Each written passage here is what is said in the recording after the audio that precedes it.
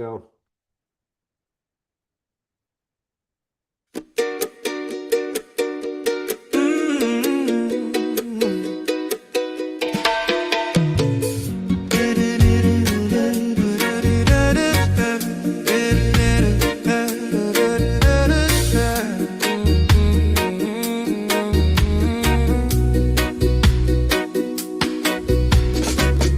When the weight feels heavy and the road is long, you've been holding on, trying to stay strong. Doctors and paperwork, so much to face, but here you found a safer place. You're not alone, we're standing by your side, helping you through every twist in the ride. With knowledge, care, and a voice that's true, the Disability Digest is here for you.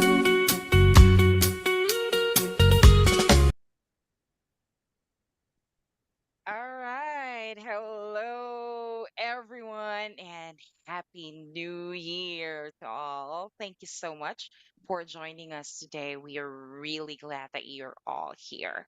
So, before we get started, just a couple of quick housekeeping items. So, this is a live event, and yes, a replay will be available afterward.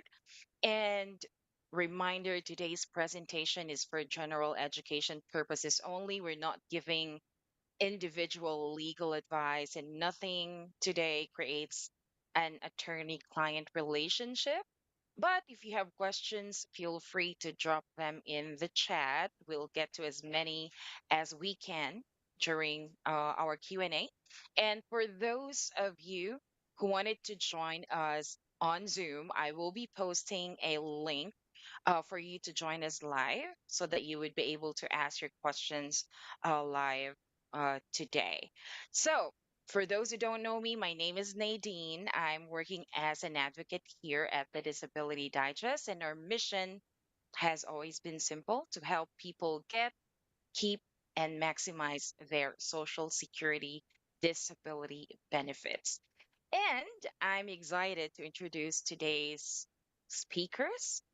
First, of course, Brian Terrian, CEO, founder of the Disability Digest, and today's host as well. He'll be guiding today's conversation and walk us through the data behind SSA decisions. And we are also joined by Philip. He leads a supportive Facebook community for people navigating through the disability process. And he partners with the Disability Digest to help members take action, stay organized, and maximize their benefits. And last but not the least, Attorney James Mitchell Brown, a highly respected SSDI attorney. And of course, we always love him to be a returning guest here in our live events. So, Jim brings a real world legal perspective from representing disability claimants and seeing firsthand what works and what doesn't inside Social Security cases. So, to our handsome gentlemen, thank you so much for being here today. Glad to be here. Those are very kind comments and a nice introduction. Thank you. Thank you. And Happy New Year, everybody. We are excited. I am anyway, to be back to work. And, Jim has been here several times before, and it is a privilege to have you here. And for all of you out there, this is like, it's truly a special event. And I say that because Jim has been helping people get their disability benefits approved, keep their benefits. Let me see if I get it right this time. 52 years. Correct.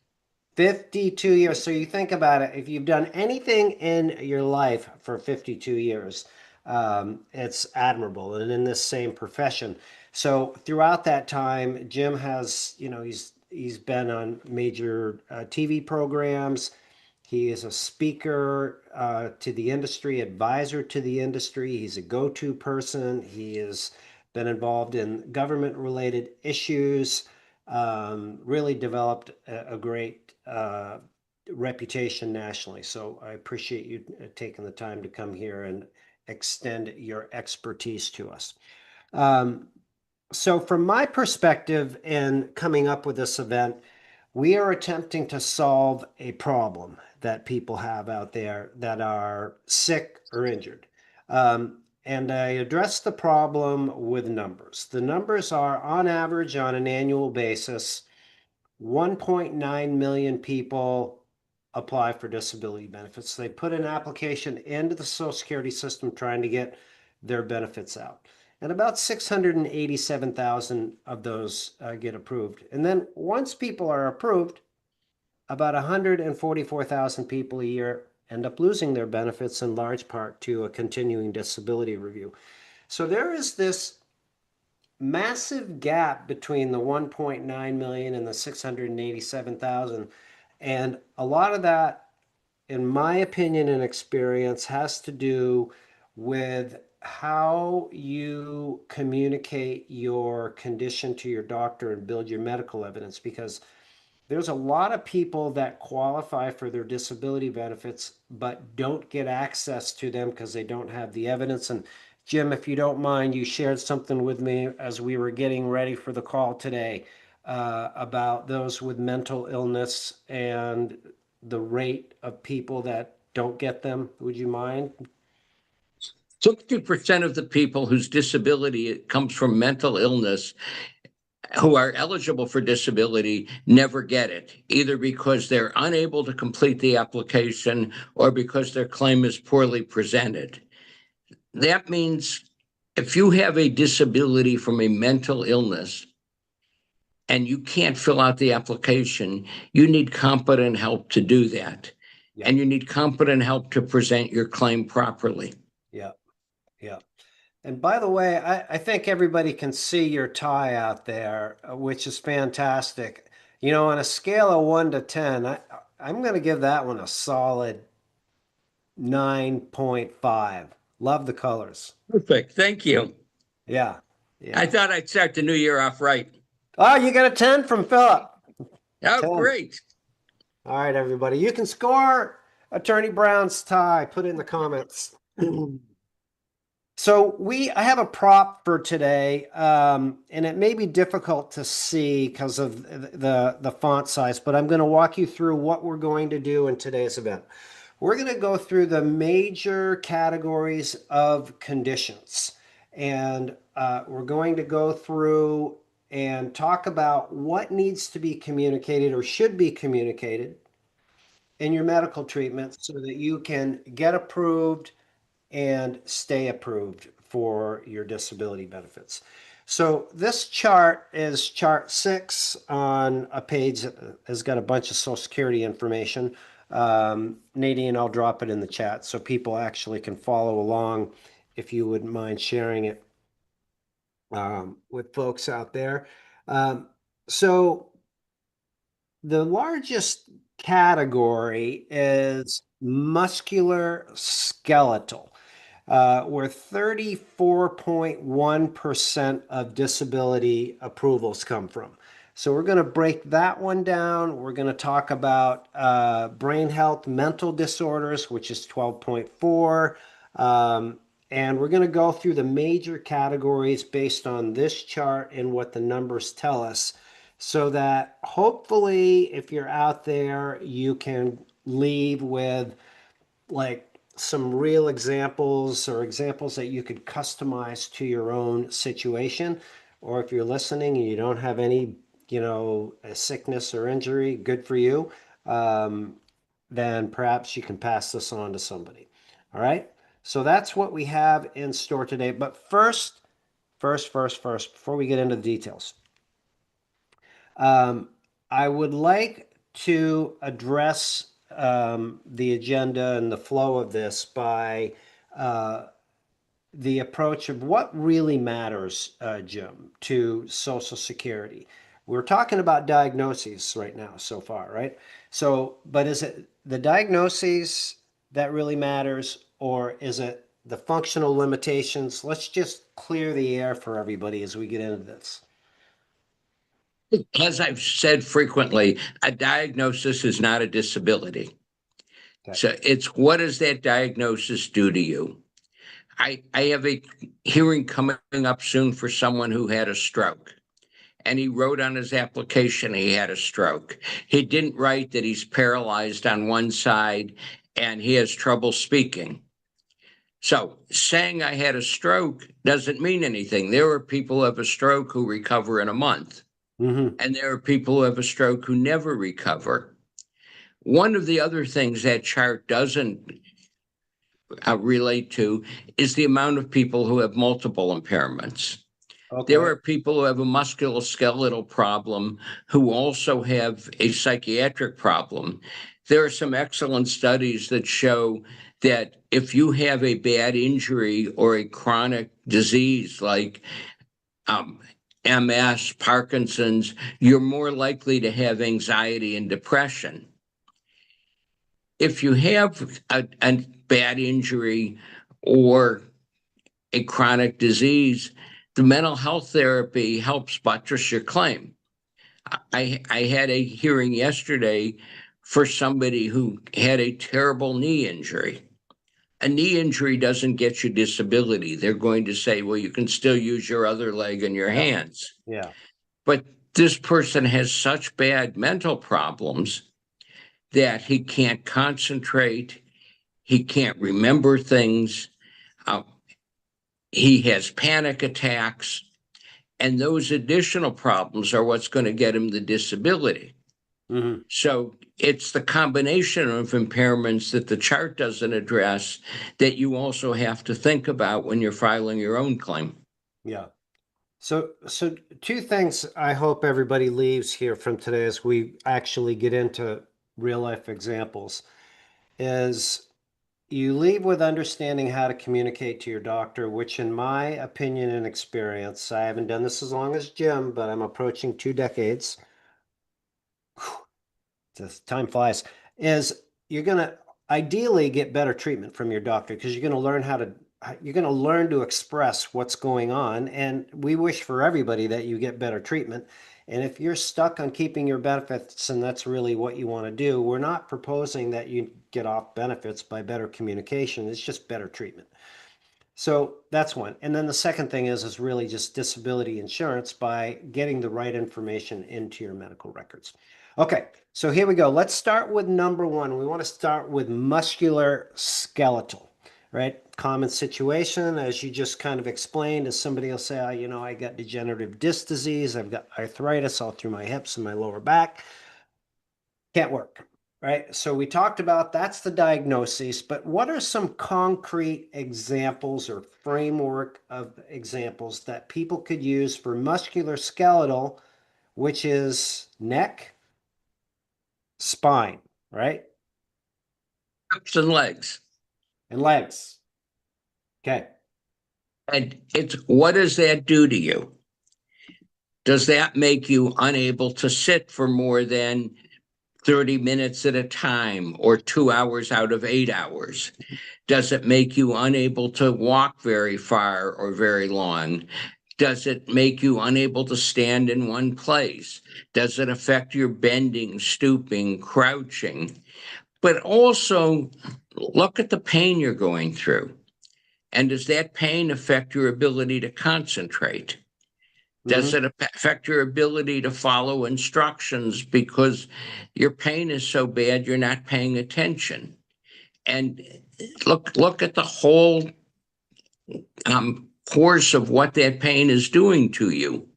And if you just say, I've had 2 back surgeries, and your job is being a lawyer, you can go back to work. Yeah. If your job is working in a warehouse lifting 50-pound cases, you can't. So what you did, and one of the most worthless things you get is a letter from your doctor saying, my patient is unable to work. Your doctor isn't qualified to do that because there's over 100 different definitions of disability in America. Mm-hmm. So the doctor doesn't know what Social Security's definition of disability is. And the doctor didn't say why you're unable to work, what treatment you've had, what's worked, what hasn't worked, why they think you're unable to work. And what the doctor has to do is what your restrictions are. how long can you sit, stand, walk, bend, stoop, lift, and then the system decides if you're disabled. Mm-hmm. So, Jim, a common one is, and you did use this phrase as a very far, like I can't walk very far. So let's drill down on that because people will often say, and Nadine and Philip, you do this work a lot, right? People say, I can't walk very far. Well, what's very far? Very far could be however it's interpreted, could be a mile. So how would that, should that be cleaned up, Jim, to I like people to be specific. And when somebody tells me they can't walk very far, I tell them that's like my client who says, I don't drink very much, never more than a dozen beers a day. And to me, that's a lot of drinking. But I want to be specific. How many minutes can you walk at a time? And if they tell me I can walk 30 minutes, I want to know how long do you have to rest after you walk 30 minutes? And after you've rested for that amount of time, can you walk another 30 minutes? Or can you only walk 10 minutes and then you have to rest again? Yeah. But be specific. Don't be general. If you say I can't walk very far, Social Security might think that means 2 hours, or they might think it means 2 minutes, but you're at their mercy. Be specific. Be specific. Jim, before we move on from this category, musculoskeletal, are there other common limitations that one that has a muscular skeletal impairment would experience? We've talked about walking, maybe lifting. Yes. When Social Security is looking at your vocational limitations, which is your ability to do a job, if you can walk less than 2 out of 8 hours and sit less than 2 out of 8 hours, that means you can't do a job. You can't sit or walk 8 hours in a day. Mhm. So it's what are your limitations? If your doctor says you can sit, you can stand or walk 2 out of 8 hours, and you can sit 6 out of 8 hours, there's a job you can do. So the doctor has to be specific, but you have to tell the doctor.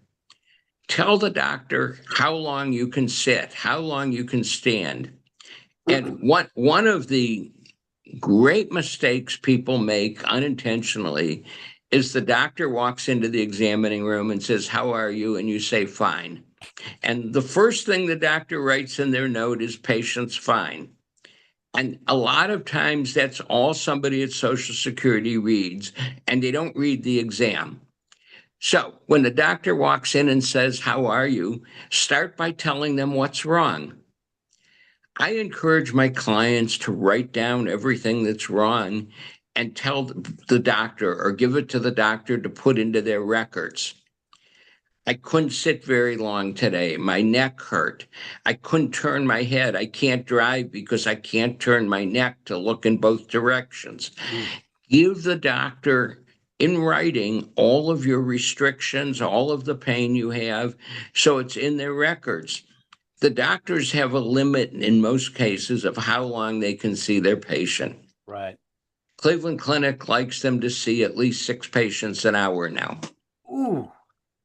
That doesn't give much time to the doc because they also have to spend time walking between rooms and looking at the chart to see who's in there. Wow. So when the doctor is with you, they don't have a lot of time to listen. If you give it to them in writing, they can browse through it quickly, know what the problems are. I know one doctor at the clinic who says, I only have time to listen to 3 problems. Well, you may have 8.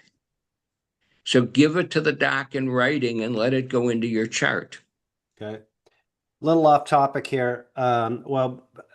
Two things. One is if the doc questions the limitations. Have you ever had an experience like this where you might have a client that says, I've been telling my doctor this and They don't believe me. Any advice? Yeah. And when they say that, you say, I took a walk with my spouse, and I walked for 9 minutes and then had to sit down for 20 minutes. I couldn't even walk home. We had to rest twice on the walk home. Mm-hmm. And let them know that you have a specific incident that you tried to do that. Let them know that when you sit in the chair and try to watch a television show, you can't sit for more than 20 minutes and then you have to stand up and move around, or you have a recliner that you're adjusting constantly. But let them know you have specific examples of it. Yep, good point. And for those of you listening out there, you do need to close the loop, meaning that you've communicated to your doctor everything that we're going to go through here, and then check your notes. Make sure that the doctor has properly put them in there, because sometimes they don't, believe it or not.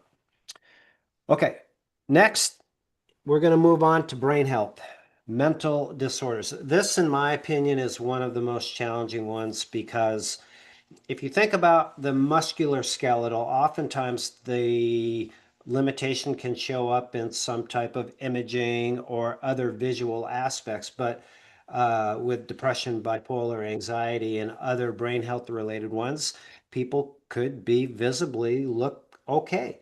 So this makes up about a quarter of those that are getting approved for disability. So it's a big chunk, and there is a way to do it. So that's what we're going to talk about here.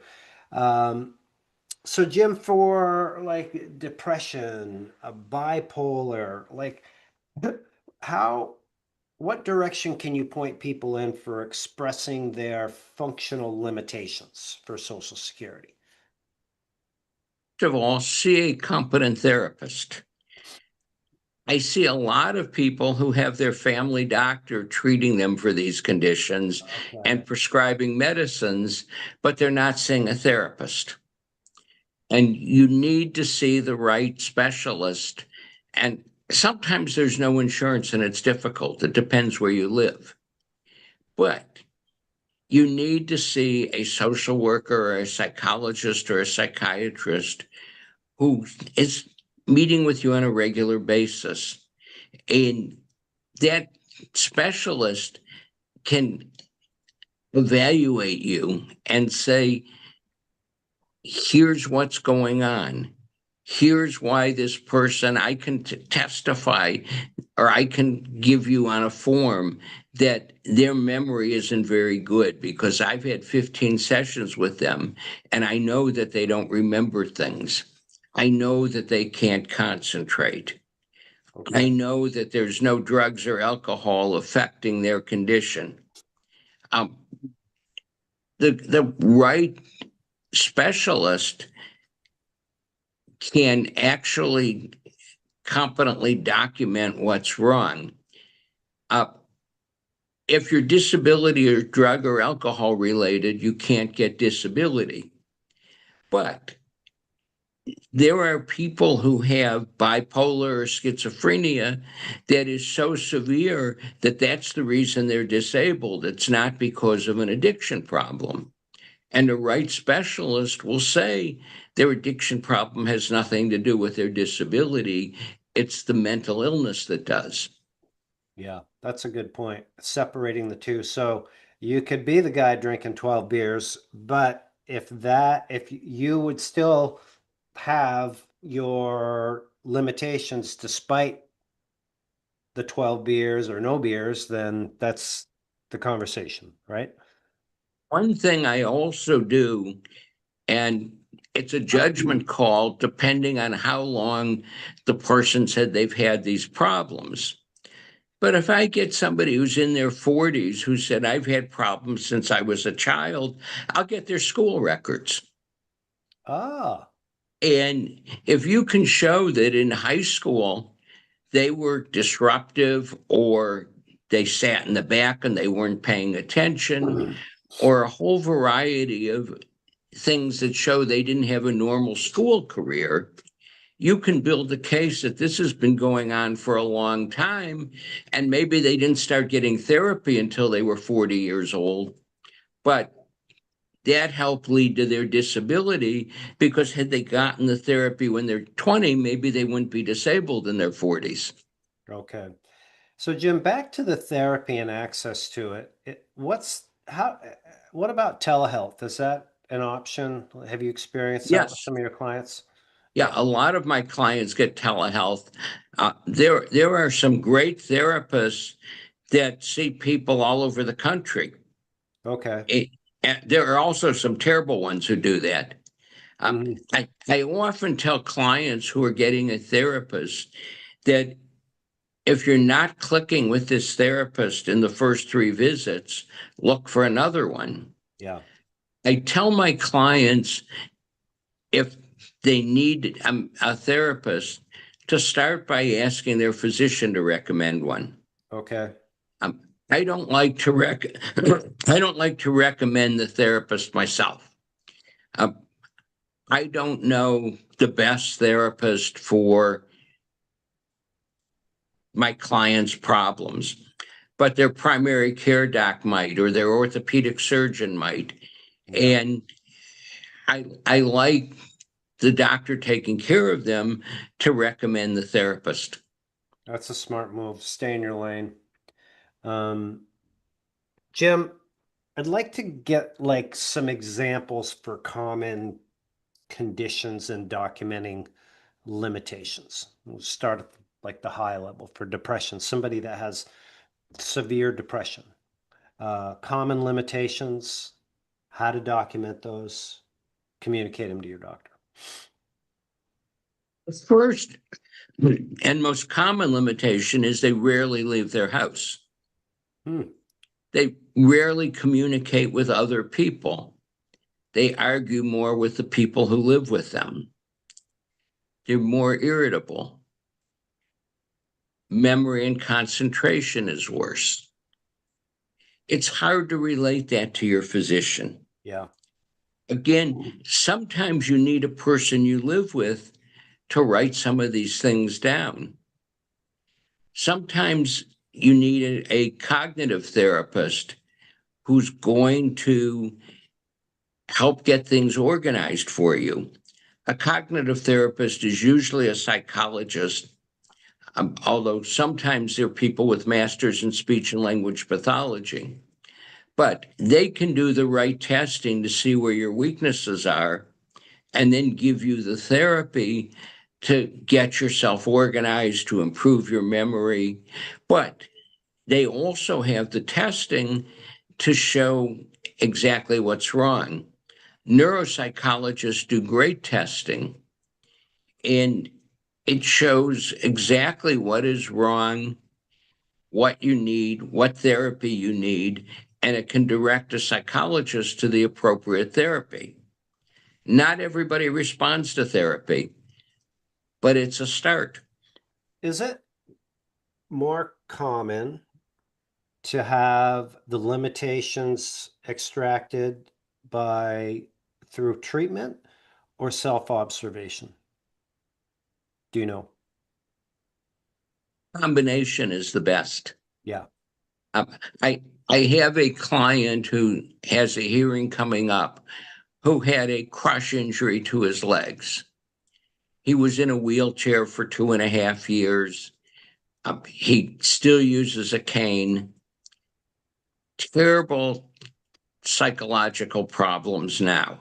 Mm-hmm. He was a very active person before this injury, and he just feels useless. Uh, his girlfriend, who's been living with him for longer than since before the injury, has written me a great letter about what he doesn't do and what happens when the depression kicks in, and how combative he can be on some days, and sometimes some proof from the non-professional about this person's impairments is very helpful. Yeah. I've also had some spouses or significant others thank me for recommending a therapist to a client. just because they begin to see themselves differently and can at least control some of the problems, although it doesn't take away the disability. Yeah, it's back to the two-part thing, getting better for you and for the people around you, as well as for your quest to get and keep your income, your disability income. Okay, so have we left anything out as far as like tightening up, like common examples of people that might have severe brain health challenges, like, if they have depression or something that's severe, they have to go in a room and just chill out when it's dark for like a day, things like that. Are there other common things that you can think of? Not as though that one was common, it just came to mind. One of the things I recommend, and we'll get into this on the people who are getting reviewed, is keep a log. Write the date and why it was a bad day. Mm-hmm. Mm-hmm. Thursday, January 1st, I couldn't celebrate New Year's. I spent the whole day in a dark room avoiding everybody because I couldn't imagine another year like the last one. Mm-hmm. And whatever it is, it doesn't have to be long, but if somebody asks you what your days are like, it's hard to remember them in a general way over the last year or two. But if you have this diary and you can refer to it. Yeah. I had one client who wanted to read the whole diary, and the judge says, I get the picture. You can stop now. But Amen. Yeah. if you keep a diary up, and in it, if your medicine gets changed, write the date and the name of your new medicine and how it's affecting you. Mm-hmm. But that's important. The other thing that's really important, and I can't emphasize this enough, is if you have a bad injury, your disability isn't just from that injury. The studies are overwhelming that a bad injury causes anxiety and depression, sometimes PTSD. And the sooner you get help for it, the better you recover from the physical injury. Don't wait. Don't The wait. longer you wait, the harder it is to recover. But you need that help. You need somebody to look at you with fresh eyes and talk to you about it. But you have a combination of impairments. The other thing, and I find this to be incredible proof. There are some people at Social Security, more than there should be, who say, well, this person's 37 years old. How bad can her pain be? And if the professional mental health counselor says in answer to my question, everything she says is credible, they can't say that. They can't think that, because we now have a professional saying everything they say about their pain is credible. So they have to accept it. So from a logistical standpoint of proving your case, credibility was taken out as something that the judges can consider or not consider. From a reality standpoint, if your professional says the patient is credible, they look at it. Yeah. Yeah, you touched on a really good point. Amongst all of this and communicating your limitations is credibility. You gotta, they need to be in line with what you're actually experiencing. Because if you get called out on credibility, right, on just one issue, let's say you're exaggerating, God forbid, and something like that happens, and it's going to really cause challenges for your treatment, for your quest for benefits. Um, very Best good. example is the person who says, I can't lift anything. And the judge says, well, how'd you get dressed today? You put your clothes on, so you lifted something. Yeah. So Be careful. Don't exaggerate. And people don't say that in a way to exaggerate. What their meaning is, I can't lift a quart of milk. Yeah. But it doesn't sound credible. Yeah. Yeah. So if you say, Choose I your have words. trouble putting my clothes on, or I needed help putting my clothes on, Mm-hmm. um, it hurts to get something out of the refrigerator, Mm-hmm. then you're credible. Yep. Good point. Okay.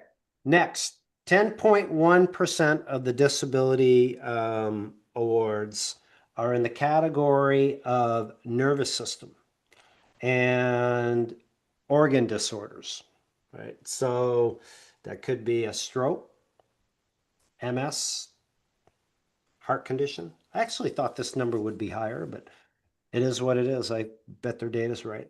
So for these situations, I'd like to spend some time on like what are some good examples, and we're covering, I think, like some different, pretty significantly different conditions like MS versus heart disease and what the limitations might be. But if there's some way that you could address the limitation communication piece to help people understand for this category, that'd be great.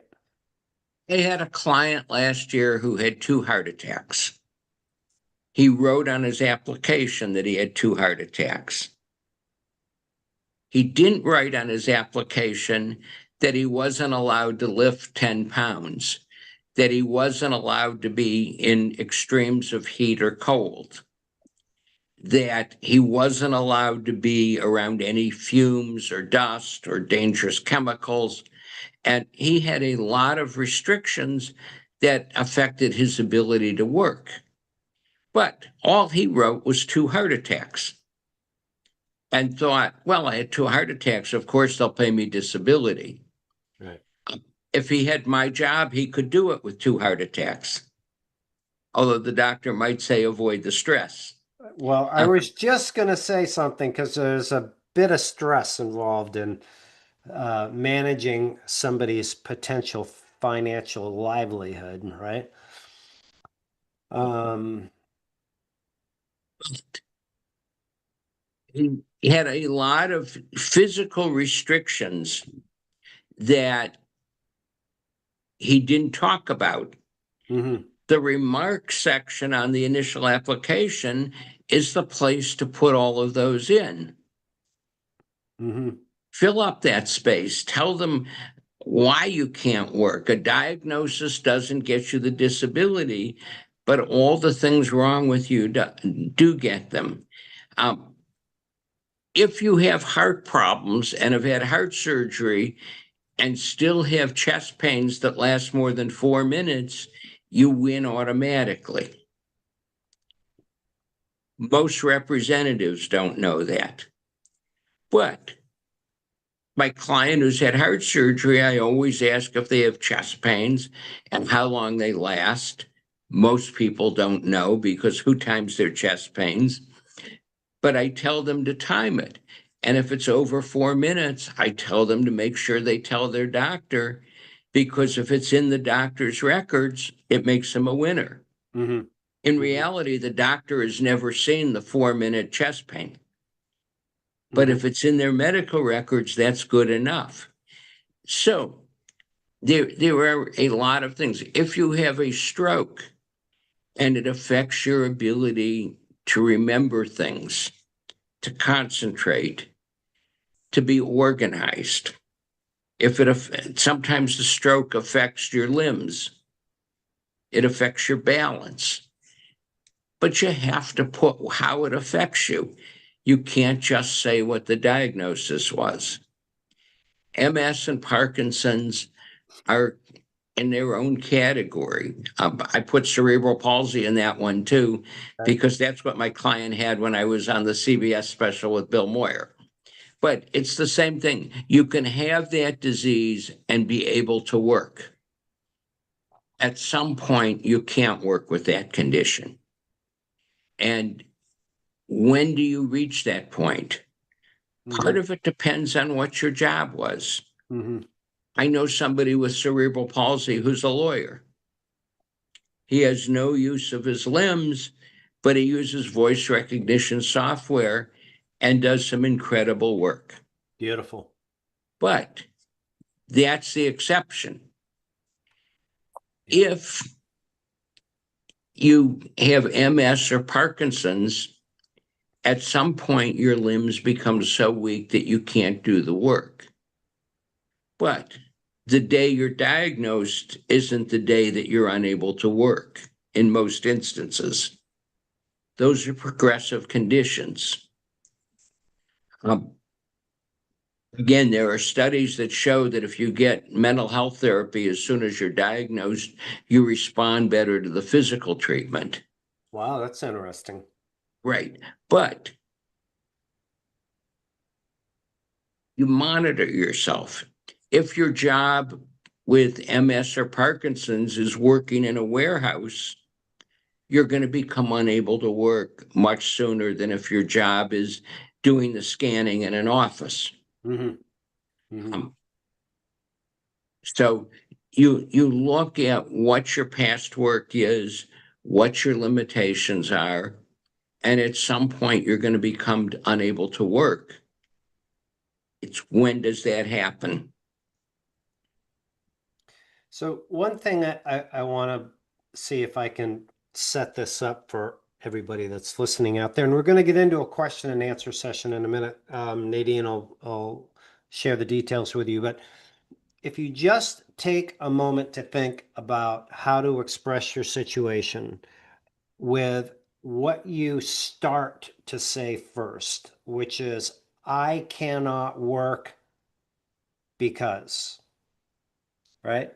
Which traditionally people say, I have this, that, and the other thing, right? So if you just change it and focus on your limitations first, right? Would you agree with that? Yeah. Absolutely. And it spins it and it's going to just separate you.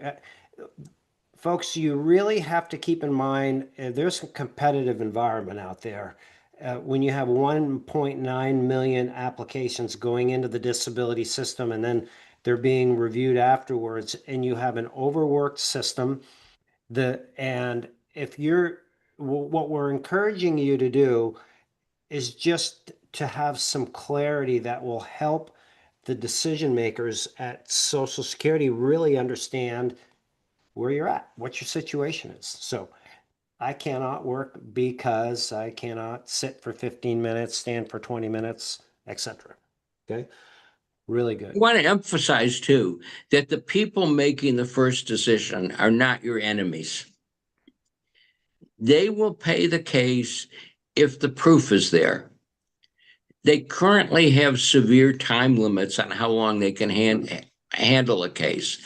So the evidence has to get in quickly. But if the evidence is there, they will approve the claim.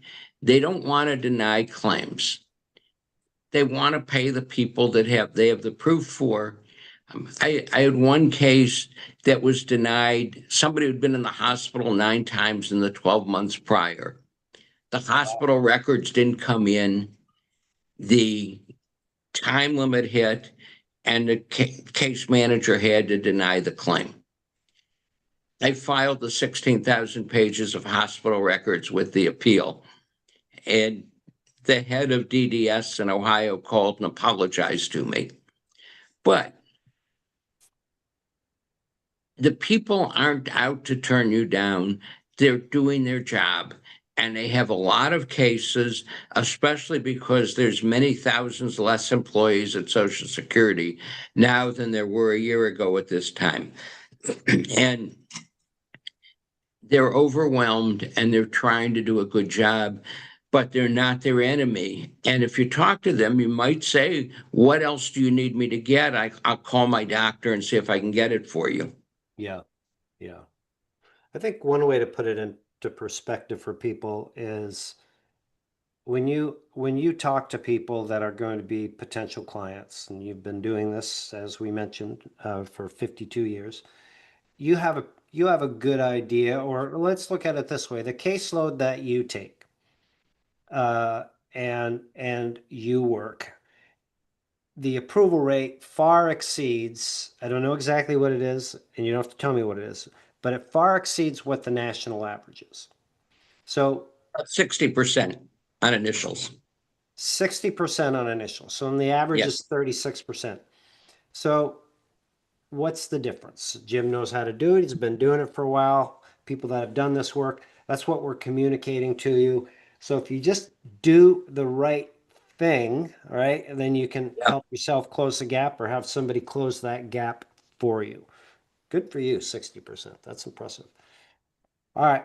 Before we go into the Q&A, I want to just finish this segment up with some white coat talk about how to like talk to the doctors, like good examples. We talked about getting a list, bringing it in, but let's get into this with a little more detail for the folks out there. So they're like, okay, well, listen, I got a general idea of my list, but let's, what are the details?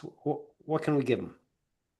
Some doctors don't believe in disability or don't believe anybody's disabled because it makes them feel like they're a failure. So ask the doctor what your tell the doctor all your problems and then ask what your restrictions are. How much can I lift? How long can I stand or sit in an 8-hour day? Yeah. I need to give this to a potential employer. Mm-hmm. And get the doctor to give you your restrictions. Those restrictions may be enough to give to Social Security and get you your benefits. But I can't tell you the amount of doctors that think nobody should ever get disability. It's a terrible system. I don't want to fill out forms. I don't want to send my records in. In most states, they now have to send the records. Yeah. But the thing I always tell doctors when I'm asking for records or asking them to fill out a form is I just have to prove my client's unable to work for 12 months. This is a stopgap measure to help them while you're getting them well enough to return to work. Oh, beautiful. Yeah. Yeah. And that makes the doctors feel better. And I feel that's a great approach for people to have when they pursue disability benefits. I mean, I've said this many times. It's better to work. Yeah. Yeah. When I've testified in Congress, I've told them nobody ever wants to call me. Yeah. I'm a last resort.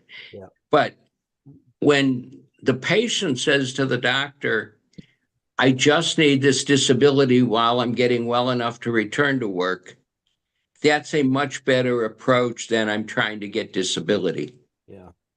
It's one of the lines I use when I'm like meet people socially at a cocktail party and they ask me what I do. And I'm like, I'm in a business, so I hope you're never a client because you really seem like a nice person. Right. Or I'm an astronaut or a race car driver or one of the other ones I use, but um, all right. So that's good. So we've talked about doctoring. Let's get into some Q&A. Nadine? Yeah, sure. We do have a lot of questions here from the chat, but I wanted to go ahead and give the floor to Philip first. I think he has a few questions from his group, and then we'll cater the questions from the chat after Do that. we want to invite some people in to like talk to us live? Oh, yes, of course. Those who wanted to join us live, I also posted a link for the Zoom room, and I'm posting it again now in Yep. case you didn't see that. Yep. Yeah. We'll take So, 2 to 3, maybe like 4-ish minutes each in respect to Attorney Brown's time, but you can come on in, ask us hopefully something so we can help you with. And yep. just like you're sitting in the room, well, you would be sitting in the room with us. So yeah. Yep. All right. So, yeah, Philip, you can go ahead and ask your questions first, and then we'll move forward with the All chat. right. Very good. We got a lot from the holidays, probably 30 or 40 questions. We got time? How about we take the top 5? Okay. Two. Philip, if there's any you want to send to me, I'll be glad to try and answer them too. Okay. All right. First one we got here says, if I can't afford a surgery that may or may not help my condition, will it hurt my chances of getting approved? Ooh, that's a good one. It shouldn't. And some states have terrible Medicaid laws that don't pay for surgeries or will consider something like spine surgery elective, so they won't cover it. Or sometimes it's just the doctor who doesn't request it properly. The other thing is, if you're afraid to have a major surgery, that doesn't hurt your claim. If you're not having a carpal tunnel surgery, it doesn't affect your claim. You're not going to, they'll act like you should have had it and you didn't. But if it's a spine surgery or a heart surgery or something major, it doesn't affect your claim not to have it. Jim, I have a question for you. Should they explain this to their doctor so that there is something in the record, like why they're choosing not to do it? I'll give you an example. There was somebody that actually had a back surgery that was proposed to them. He did the research on it and he came up with some probability that was in the single digits that it would make him better. And he's like, I don't want to take the risk. So that actually got into the record. It absolutely should be in the record. Yeah. Okay. All right. We have one here from a veteran. Says, I'm under 50, got my initial denial, which was what I was anticipating from my experience with the VA disability process. It took about roughly 2 months to get my denial. I just submitted my reconsideration as well as a mental health RFC from my main provider for mental health, my psychiatrist.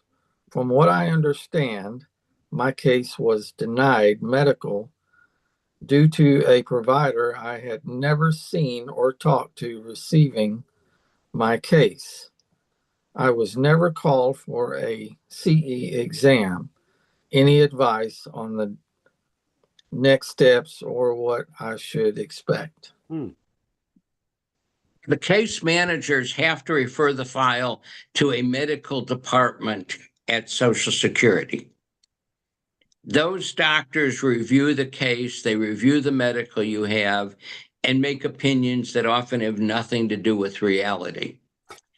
The doctors used to get paid by the hour, and they would average reviewing 2 cases an hour.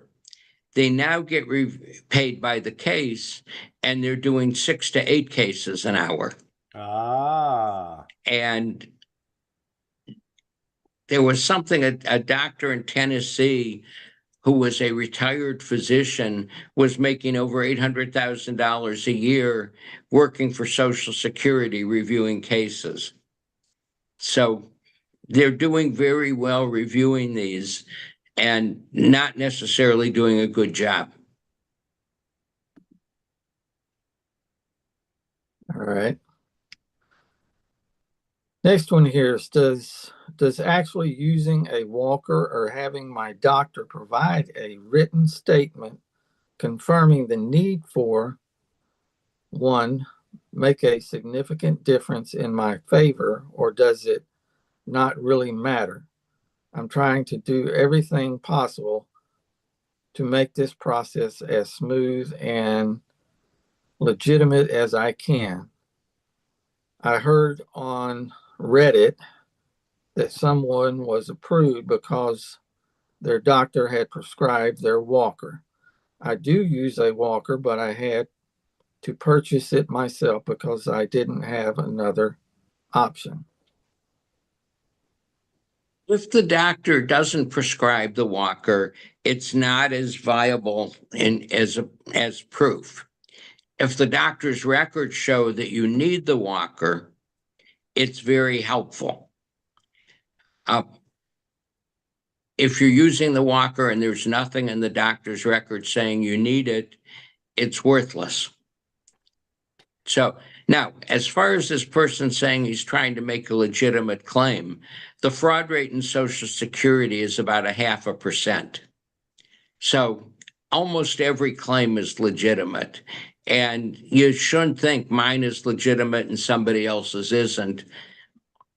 Almost every case is legitimate. The fraud rate is minuscule. This would apply, I expect, Jim, to like handicap plates, Yeah, cans, right? anything. Yeah. Fall into the same category. Okay. All right. This one says, my children receive family benefits under their dad's disability. How or why they don't receive equal payments. The youngest gets less than the other, $74 versus $99. Also, their older sister, who's 18 years old, payments are ending. How long will it take for them to receive their portion redistributed? Benefits, they used to pay benefits through age 23 if the dependent went to college. During the Reagan years, they cut the benefits and stopped them at age 18.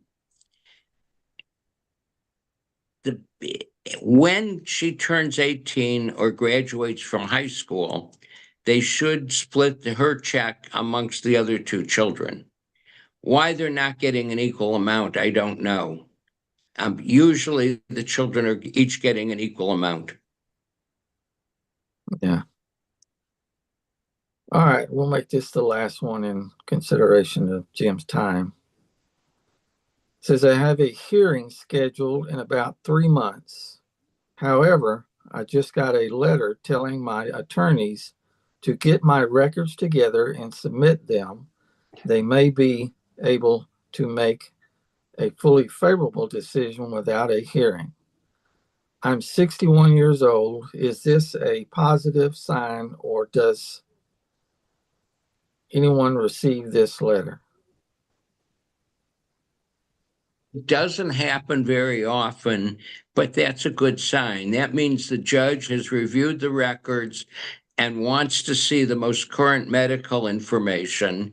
And if the most current medical information is favorable, then the judge is going to not schedule the hearing and approve the claim.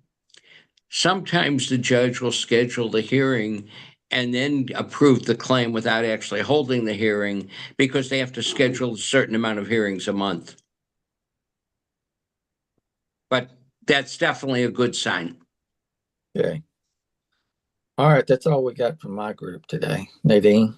Thank you, Philip. Great questions. Thank you so much. Thank you so much, Philip. Thank We the have group. Alicia Roberts in the waiting room. I'm gonna let her in. Okay.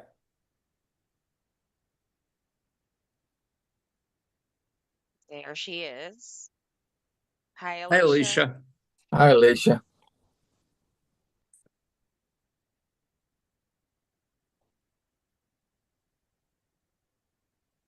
Can you hear Can you us? hear us? Alicia may have to unmute. Yeah, there she goes.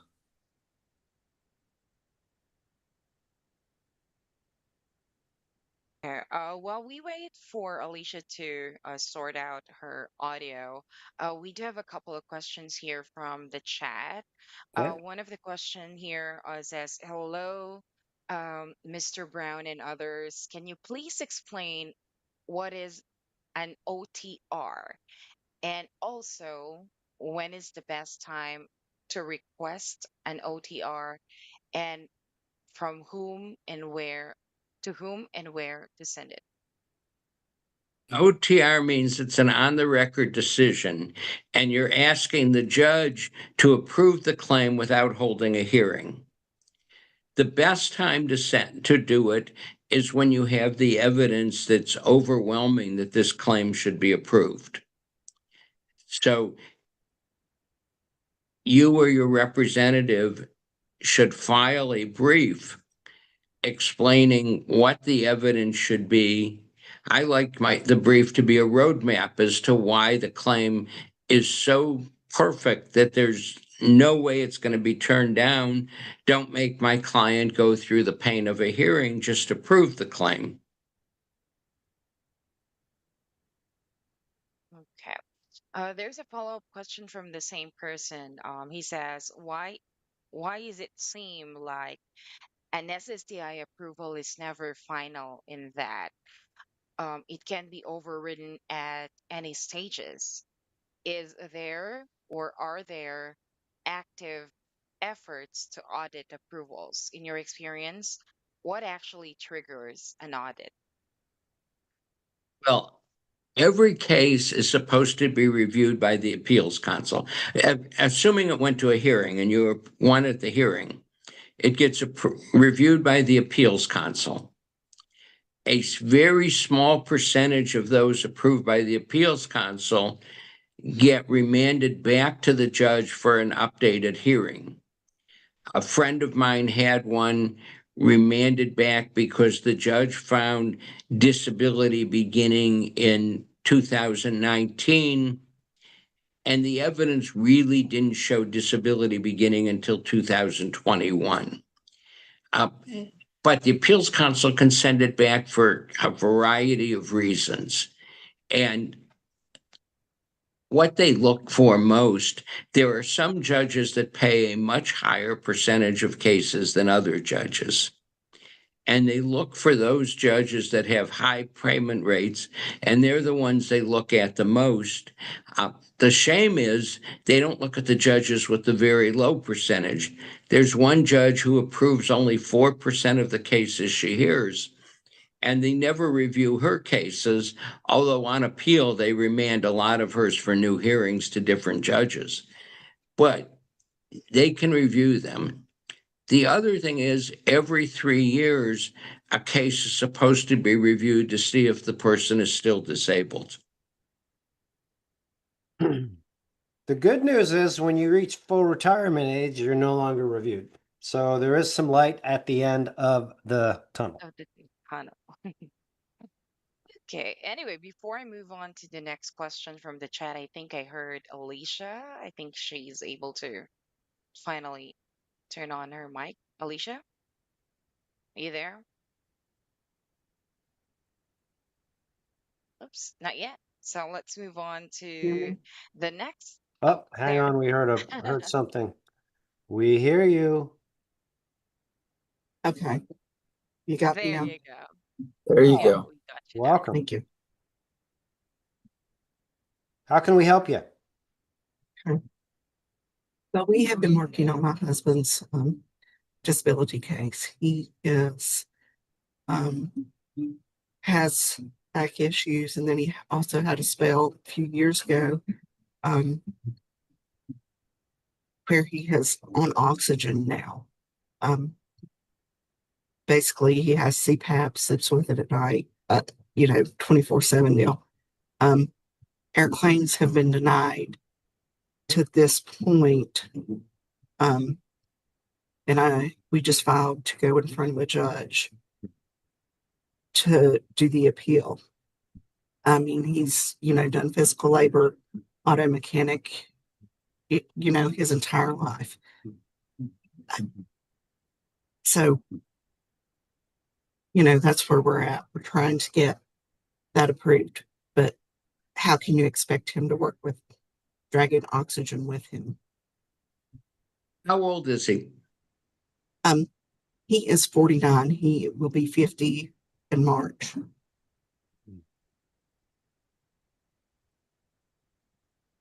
Okay, and what kind of work has he done in the past? Auto mechanic. Okay. He shouldn't be expected to work. Has Social Security been given his record showing he's on oxygen? And the limitations he has? My knowledge, yes, from what I have seen. But of course, I've been trying to contact the doctors myself and make sure I have all that to submit for the appeal. I've reached out to a few attorneys, but we've not got a response yet. Mhm. What you need to do is make sure you have all of the medical records from all of his doctors, beginning with the last day he worked, and submit a complete record of all of his medical. So the more complete it is, the better the chances of proving the disability. Okay. Good luck. Yeah. Thank you. Encourage you to join us as a member. You could speak with an advocate here. We have a course, some guidance. If you're in need of representation assistance, that's a conversation you could have with us. Okay. Thank you. You're welcome.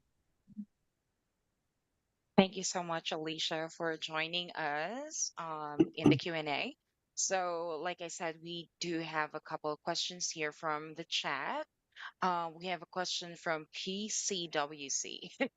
He said, or she said, "Hello, everyone. My question is, I get SSI and my rent is $1,692, but my roommate gives me $900. Is his portion considered in-kind support?" Yes. Okay. Now, they won't consider the whole thing in-kind support, but they will consider part of it. And your SSI, once they start reviewing you, will probably get reduced some. You should know, and I don't like to be political, but sometimes I have to be, that in 2023, they said that support for rent or food didn't count as in-kind support anymore. And in 2025, they changed that and said it counts 100% as in-kind support and reduces your SSI. Hmm. That was not very kind. But if just a curious question, if that person is receiving SSDI, is that going to count against his or her income because it's something given? If It's it's not. SSDI, it doesn't count, but if it's Mm, SSI, it does. it does. Okay. All right. Thanks for clarifying that. Next question here is from Sharon Williams. "Hello, Brian and team. I'm 62 years old. Started receiving disability last April due to severe spine issue. I'm confused about trial 9 months." I think she's referring to trial work period, not making over 24K. And what is the work period? Also, is the 24,289 allowance per year gross? Also, confused about SGA. Can I continue to work after the 9 months, but then have to stay within an SGA limit? I'm concerned about messing up. Close to messing up. You can have 9 months of earning over SGA. Once you've reached, which is $1,620, I believe, this year. Might have gone up to $1,640, I'm not sure. But once you're over that, you get 9 months that you can be over that. If you are under it, and every month I get somebody coming to me who earns the exact maximum that they can earn, and that's waving a red flag at Social Security, because Social Security then does a review and says, we don't think you're disabled anymore because you're earning the exact maximum. Why aren't you earning more? And the answer usually is because I don't want to lose my disability, which is like saying I could earn more, but I'm choosing not to. Mhm. And that means you're not entitled to disability. And there's nothing I can do to help the people who give an answer like that. So if you're going to go under SGA, go a few $100s under. Yeah. Yeah. And But if at you, $24,000 a year, you're going to get cut off of disability. yeah. Yeah. Good advice. Thank you so much for that. Next question is from China. He said, is off the record decisions becoming more common in helping with gaining benefits? Jeez, getting No, a lot of these today. I don't, yeah, yeah. they are not more common, Mhm. primarily because the judges have to hear a certain amount of cases a month. And realistically, with the level of work the judges have, they're not looking at the file until at best a week before the hearing. Once in a while, they'll look at it a couple weeks before. I got one on the record decision. It was interesting. The judge emailed me at 2:30 in the morning. And I teased him about what was he doing reading my memo at 2:30 in the morning. Yeah. And he said, would you rather have come to the hearing or do you want to talk about what I read late at night? Um, but the OTR decisions are not becoming more common. Yeah. Okay, all right. Next question here from someone anonymous. 53, 10th grade education, diagnosed with PTSD, severe ADHD, and anxiety. I'm in weekly counseling, take medication, and under psychiatrist care for years. How challenging is this case for a favorable decision? I mean, as far as qualifying for a mental health related decision. Thank you. That again depends on what your therapist says your restrictions are.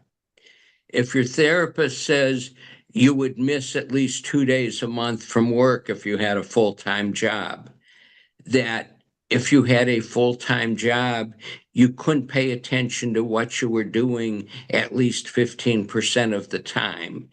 You'd have trouble taking criticism from supervisors. You would have trouble following instructions, and gave restrictions that show that you couldn't engage in a normal workday, then your claim for disability is viable. If the therapist said this therapy he's getting makes him capable of engaging in employment, you're going to lose for sure. And most of the time, they're somewhere in between. And then it depends on what the therapist says to tell you how viable your case is. Mhm. I just want to chime in on this one. This is a classic example of communication. This was Mm. diagnoses. We didn't hear any limitations in that statement. So I would suggest you do a rewind on this program that we did today Yeah. and then really take it seriously. I encourage you to get your limitations into your communication. In this particular case, if you can watch TV for 15 minutes and then you can't pay attention anymore, tell your therapist. Yeah. If you can check your emails for 5 minutes and then you can't do it anymore, tell your therapist. If you can't do the dishes because you lose concentration and you drop them, tell the therapist. Make sure the therapist knows all the things you can't do. Yep. Mhm. Yep. Let's take two more in respect of Jim's time here today. Sure, okay. Um, let's take a question, I guess, from Facebook because we haven't read one from them.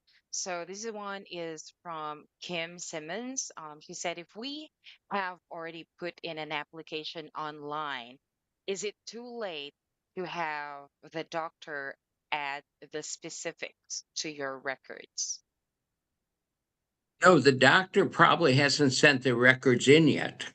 Yeah. So Mhm. give the doctor all the specifics as soon as possible so that they can be sent in with when the request from Social Security comes. Jim, what about an RFC? That could tighten that up too, huh? Right. You have RFCs and the Disability Digest Yeah. website. Yeah. So get an RFC, give it to the doctor, and have the doctor fill it out and send it in. Yep. Yep. Okay. So one last question here, and to those questions that we are not able to answer live today, we will be answering this in the comment in this video. Okay, so we will still get your answers. I mean, your questions answered. Okay, one last one from Marie. This is also from Facebook. She said, while on the phone with Social Security, she asked me if I would be willing to go see one of their doctors. I did tell her yes, because I have nothing to hide.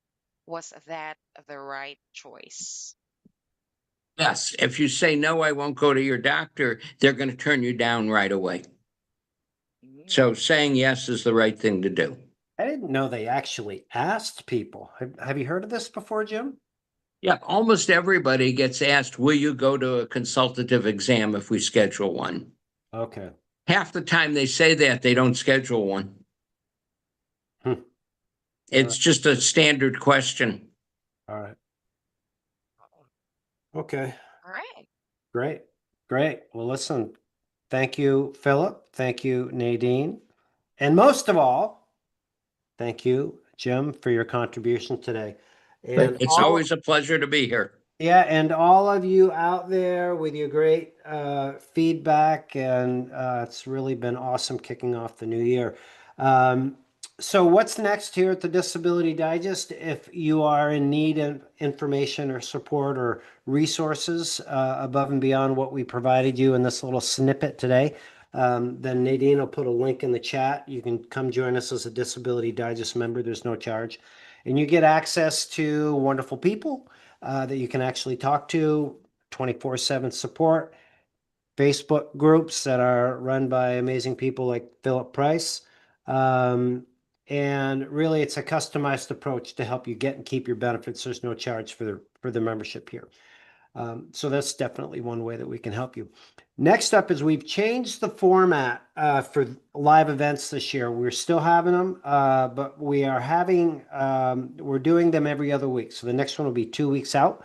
We still have our regular information that we put out in messages and videos. So make sure if you haven't subscribed that you do, if you'd like to get the consistent messaging from us. So again, Jim, thank you very much for your contribution today. It's been a delight. I hope everybody You'll have to send me what my tie rating was too.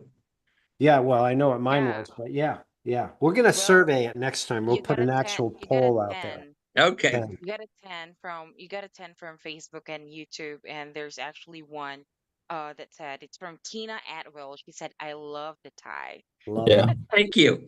Well, I guess I'm the lowest score, but I went first, so I set the That's bar. right. It's my excuse. All right. Listen, everybody, thanks once again. God bless. Until the next time, make it a great day. Thank y'all. I know. Goodbye, everybody. Goodbye.